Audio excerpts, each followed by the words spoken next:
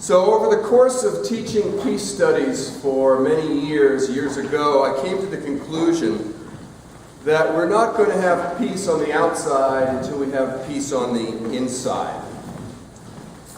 Friday was the International Day of Peace, the UN Day of Celebration, that we have lots of programs trying to promote peace.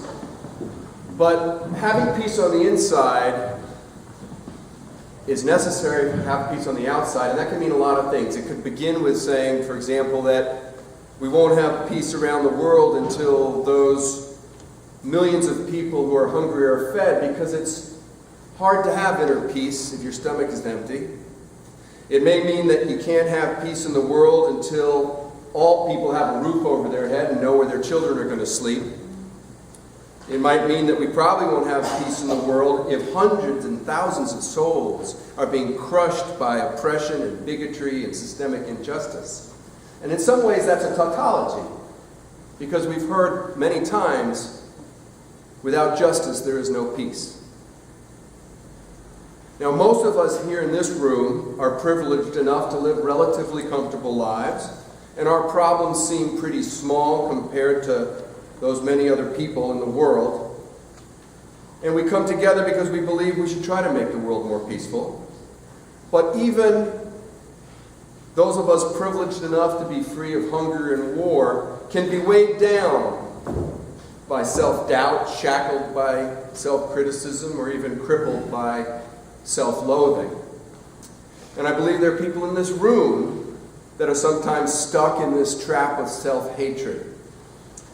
Now, my words may stir up some feelings today that need to be walked through, and I apologize for the fact that normally afterwards, after our coffee hour, we have a talk back. We're not going to have that today because I have an event I have to get to in Baltimore at 3 o'clock. But I encourage you to contact me to continue this conversation should this stir up feelings in you that you want to work through.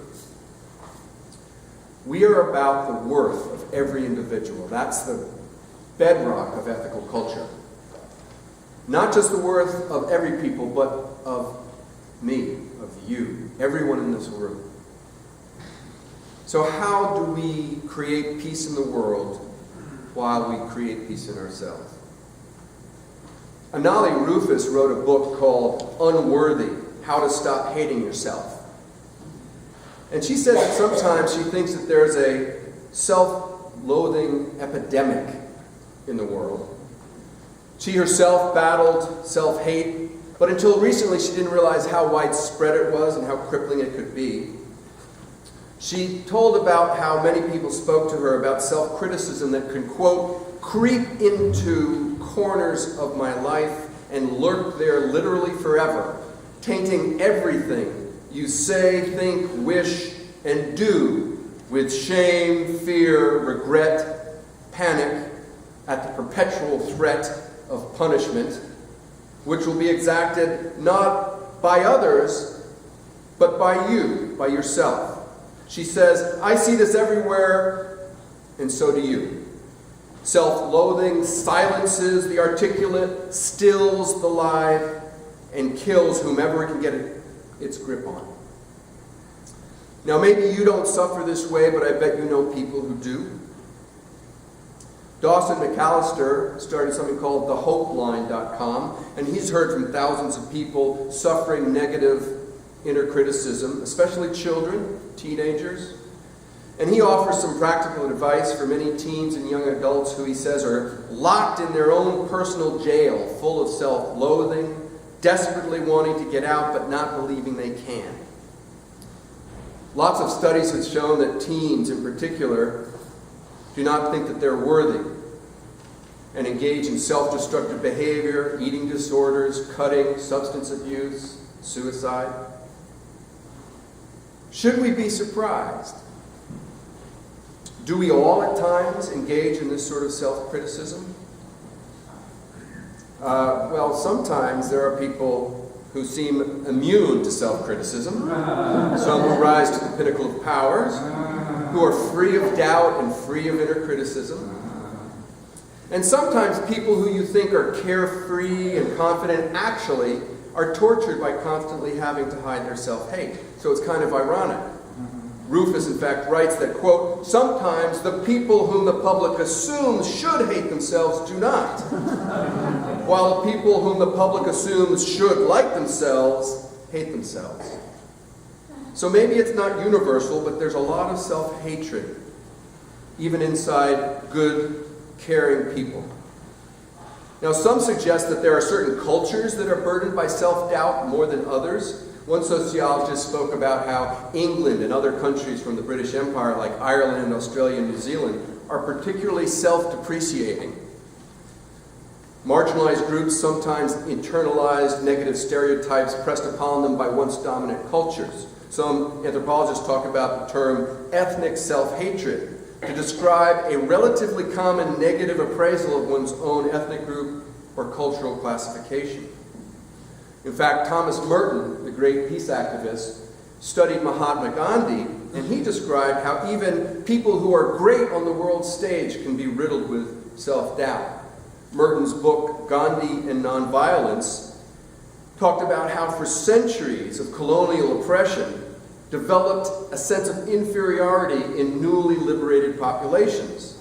Decades ago, he wrote, "How clear this has since become in the predicament of the new nations of Asia and Africa, suddenly liberated from colonial tutelage, having accepted the white man's culture in their status as vassals, and still remaining intellectual and spiritual vassals after their liberation, they have entered a world of frustration, self-contradiction, resentment, and violence, because the guilt of the colonial powers has been inherited by them as a tenfold self-hate, an incapacity to understand themselves, and a limitless fear and suspicion of everyone else."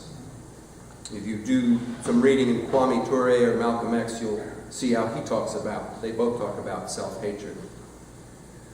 In Merton's analysis of Gandhi, this barbarism that the colonial powers pushed onto India actually was internalized in some ways by Gandhi himself. I appreciate this because in studying Gandhi's asceticism, his reaction against bodily pleasures, there seems to be a negative opinion of a part of him, the part of him that is vulnerable to pleasures of the flesh. Now, I'm probably a bit out of my league here in doing some armchair psychoanalysis, but Gandhi's extreme dedication to ascetic ideals seemed wrapped up in his own self-hatred of parts of him that were still attached to the physical world. Most of us here can appreciate a wariness about the physical world and the pleasures that can draw us to do things that we regret. But we don't swear off all those pleasures for life as Gandhi did. But maybe that's easier for people who have not been oppressed, who've been privileged to live free of trauma.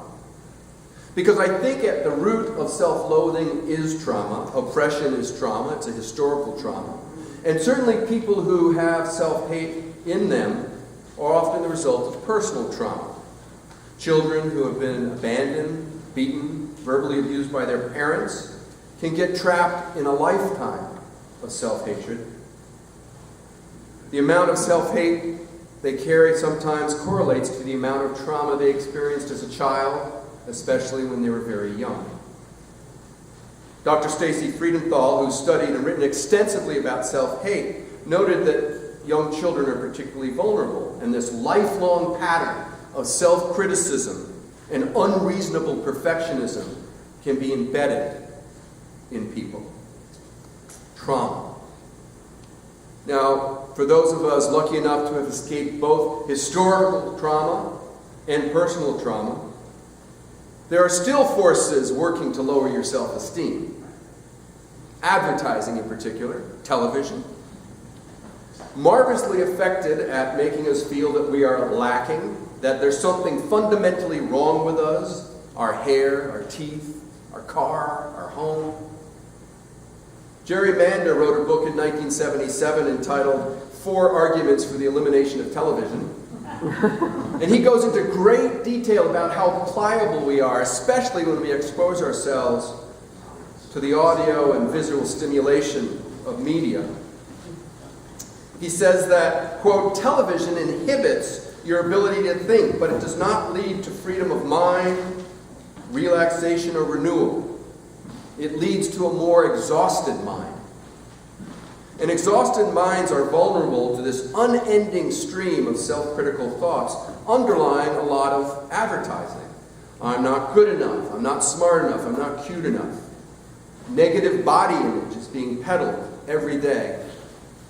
And we're left, according to Mander and others, prey to advertisers who claim that they have the cure for what ails us. And for only $9.99. Order today. Our electronic and consumer world whips up the very craving that the Buddha told us centuries ago was the root of all suffering: attachment. By caring so much about external objects, we set up in our lives this continuous cycle of self-hate and yearning, and then temporary distraction, and then deeper yearning and bleaker self-hatred.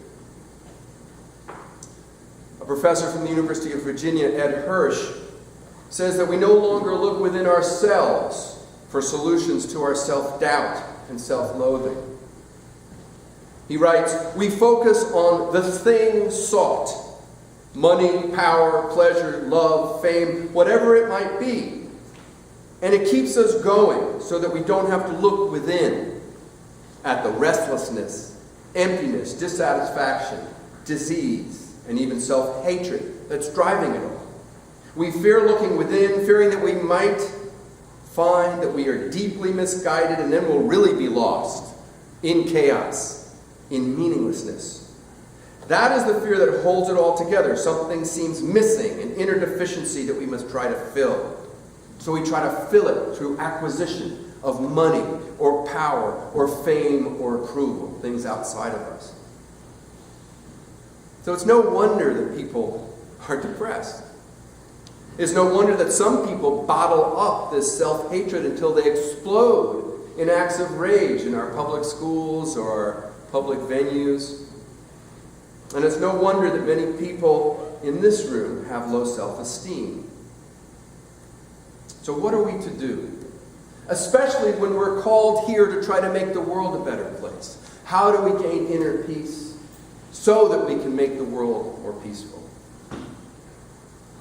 Now, before I go further, I have to give this little codicil. I am not a certified psychologist. I'm not a licensed social worker, so I urge you to work with a professional on these issues. For me, in my own therapeutic work, I found profound relief simply by sharing with my therapist self-doubts, my inner critic, and even flashes of self-loathing. And through this sharing, these feelings began to be sort of normalized on one hand, but also they began to lose their force, their grip on me. They became in some ways externalized and thus more benign. I began to understand that many other people have similar feelings. That's probably the greatest relief of all. Almost everybody feels like they have more doubt about themselves than they think other people have. And I was blessed to have the time and the resources and the determination to do therapeutic work. And therapy helped me, and it helps many others, know ourselves better and identify our triggers, those things which touch off bouts of self-criticism. I learned how the previously undirected psychic energy that was in me, the pain, the fear, the anger that I held inside, too ashamed to share even with myself, let alone a therapist or the world. And that often gets turned inward if it's not processed. For me, at least, these negative thoughts became externalized as objects for observation and discussion with my therapist. And as part of my leadership training to become an ethical culture leader, I underwent a self-inventory and monitored my growing awareness of my own triggers and sore spots and imperfections. Previously, I had hid them from the world and even from myself, and they weighed me down more. And in facing these inner demons, I learned to accept myself more fully, and that allowed me to be more open to others. It helped me help others. and I became a better ethical culture leader. Matthew Ice Spetter, who was an ethical culture leader who died in 2012, wrote a book called Man, the Reluctant Brother, An Exploration of Human Courage. And he wrote that for the humanists, idea of love is to accept that all life is marred by imperfection, and that nevertheless we must be loyal and struggle with our differences and injuries while keeping a thirst for decency alive. Now, there are other less intense ways than therapy to keep this sense of decency alive, this sense of self-respect and dedication to the world. So I'm going to give you some of those today. Mark Manson, who wrote 9 Steps to Hating Yourself a Little Less, a little self-help guru, but he had a suggestion that I really liked. He said, take the most important ambition or failure in your life and go ask a 4-year-old what they think about it. He continues, they'll likely giggle and ask you to pretend that you're a tree or play horsey with them, and their response will be totally appropriate and correct. You still have the ability to connect and empathize and play with the life that has been given you. And 4-year-olds have an amazing ability to remind you of that. Like children, I think humor can help keep things in perspective. If you have a friend that is in a deep pit of self-loathing, and you try to convince them rationally to get out of it, that usually doesn't work. It usually doesn't. In fact, sometimes people even dig themselves deeper when you try to convince them that they have worth. But if you can get a laugh out of them, that's a step in the right direction. Now, it may seem a little counterintuitive to mix humor and self-loathing, but there are a number of comedians like Rodney Dangerfield, Zach Galifianakis, Kevin Hart, Bernie Mac, Amy Schumer, Conan O'Brien. They all seem to revel in self-deprecation. Tina Fey actually gave a percentage. She said 30% of her humor is self-deprecating. They belittle and criticize and disparage themselves. And this laughter gives space for the negative energy to come out a little bit and neutralizes it. Now, curiously, in my research for today, I found that actually Stoic philosophers advocated self-deprecation because they said that it would remove the sting of insults thrown at you by others. And I think I probably do this a little bit. I'm not proud. But if you can criticize yourself first, it doesn't hurt as bad when others say, yeah, that was pretty bad. So. But maybe it is part of practicing a humility that's both a little bit more comfortable and less at risk of being disappointing or hurtful to you. I think bottom line is that laughter helps. Even when you laugh at yourself, it's better than beating yourself up. Some other 10-cent suggestions that I actually think have more weight than they're sometimes given is talk to yourself the way you would talk to a loved one. Pretend. Talk to yourself the way you would speak to a child that you loved. Because maybe you didn't hear that when you were a child. Forgive yourself for your mistakes. Give yourself permission to say no to other people. You don't have to constantly prove that you're worthy by saying yes. Make a list of your 10 best qualities. Maybe you'll only get 1 or 2 written before that self-hate comes back, but keep it going. Make a list of the 10 things you're grateful for every night. Some of you already do that, I know. Get out of your routine. Get out. Meet new people. Study new ideas. Join new groups. All of these can be useful techniques because they open you a little more to the world and they treat yourself a little better. As I move towards concluding my talks, I want to talk about one solution that I find is very both seductive, but in some ways can become too dominant. And it's an approach that's part of the perspectives of Buddhism and Taoism and Stoicism and the Serenity Prayer, or that bestseller book, Don't Sweat the Small Stuff. And The element that's similar in all of these is something that I use in my life now and then, but I'm careful not to let it dominate my approach. Here's the basic oversimplification of the core of these elements. While life might bring us pain, we are responsible for suffering. Suffering comes about from wanting what is not and being unsatisfied with what is. We don't distinguish between what we can change and what we cannot change. And as a result, we get stuck in negativity and suffering. For example, Zeno, an Athenian Stoic philosopher, taught that the best way to live is to know about and live in harmony with reality.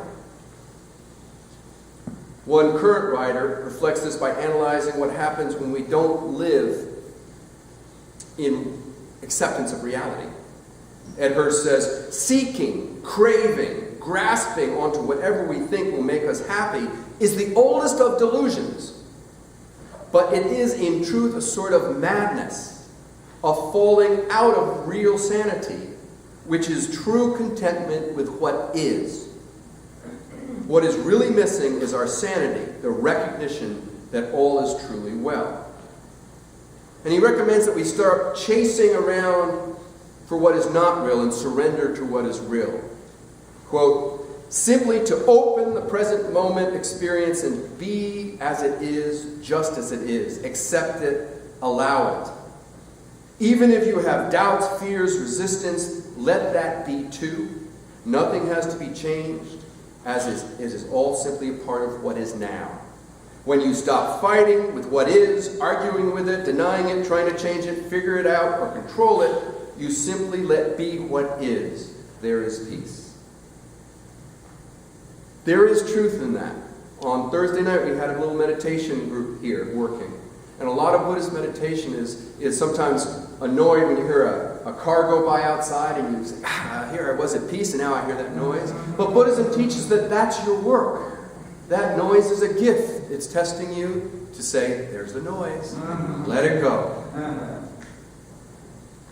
Now I'll admit, being content with what is something that I do every now and then because it helps me escape the weight on my shoulders or that inner critic. And I use it with counseling others. There are times when it helps to just let go of the demands on ourselves and to accept the world as it is. But my commitment to ethical culture is to do that and then do more. I feel compelled to balance this need for self-esteem with my conscious demand for action. And I think it's a balancing life that's part of a well-lived life. Most of this talk was about how even those of us who look pretty successful and confident on the outside have self-doubt and shame and even occasional self-hate. But remember, I started talking today about how we probably won't have peace until hungry people are fed, homeless people are sheltered, people are no longer under the heel of oppression, systemic injustice.